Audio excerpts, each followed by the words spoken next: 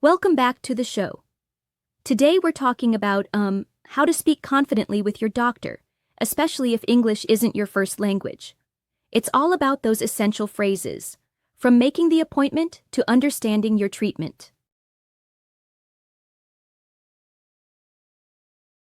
Yeah, right. And that's something a lot of folks worry about. I mean, when you're trying to explain what's wrong, it can feel like you're walking on thin ice, right? Exactly. So, let's kick off with making that appointment. One of the key phrases is, "I'd like to make an appointment to see a doctor." It's short and sweet, and it sets the tone. And then sometimes you'll be asked if you've been there before. The smooth move is to say, "No, I'm a new patient." That way they know to gather all your details. Right. And if the time they offer doesn't work for you, just say, "I'm afraid I'm not available then."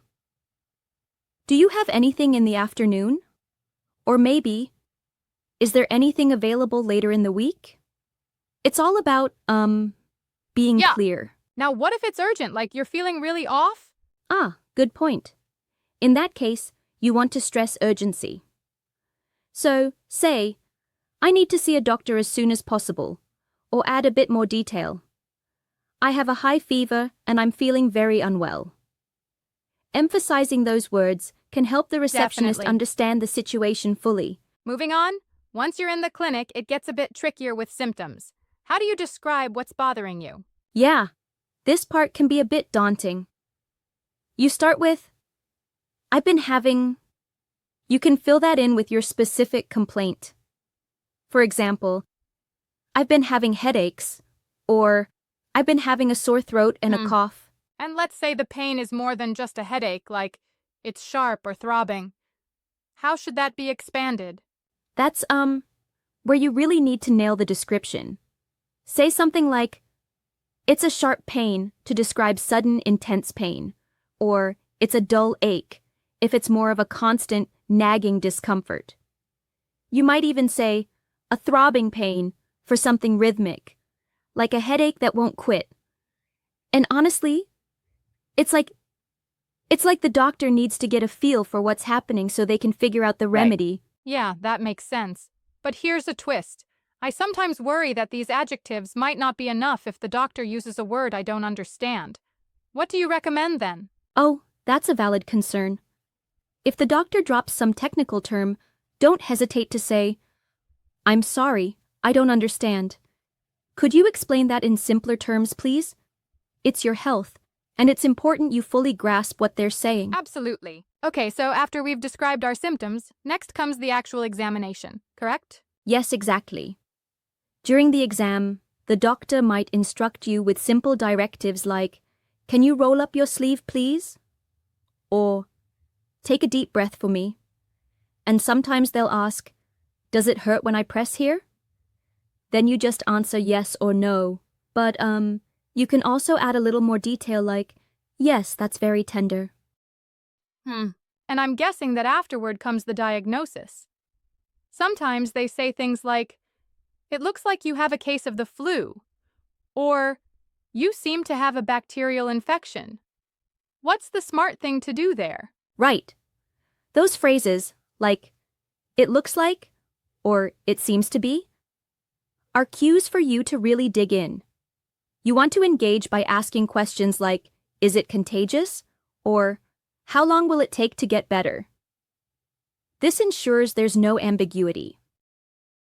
Yes. Now, what about when discussing treatment? Say you're given a prescription. There's often a lot of follow-up needed. Oh, for sure. When the doctor says something like, "I'm going to write you a prescription for some antibiotics," you need to ask, "How often should I take this?" And "Should I take it with food?" This clarity is critical, so you know exactly how to manage your recovery. Exactly. But sometimes you might not get a prescription at all. Like, sometimes they just recommend rest. Any advice for that scenario? Certainly. If they say something along the lines of, "You just need to get plenty of rest and drink lots of fluids," it's still wise to inquire if there's anything for the discomfort. You might ask, Is there anything I can take for the pain? Even if it's over the counter, it helps to know your options. Now, I just have to, gently challenge one point here. Sometimes I feel that rehearsing these phrases makes the encounter sound a bit robotic. What if, the conversation needs some warmth or personalization? That's a fair critique, and, I get that. Over-rehearsing can sound stiff. But remember, these phrases form a basic structure that helps you feel secure. Once the conversation starts flowing and you're more comfortable, you can naturally interject a little personality or ask follow-up questions to make it more, human. Good point. It's about having a fallback rather than reading a script every time. Exactly. And one more thing, never be shy to clarify. Asking, "Could you explain that again?" isn't a sign of weakness. It shows you care about your health, and a good doctor will, appreciate that. Right. So to recap, whether it's making that appointment, describing your symptoms, or discussing treatments, being clear and direct is key, correct? Absolutely. And double-checking details like timing, saying something like, "It started about 3 days ago," or "I've been feeling this way for a week," really helps the doctor piece together what's happening. I can see how that clarity not only sets the stage for, a proper diagnosis, but also for creating a comfortable space for asking more questions. Yes, and it's all about communication.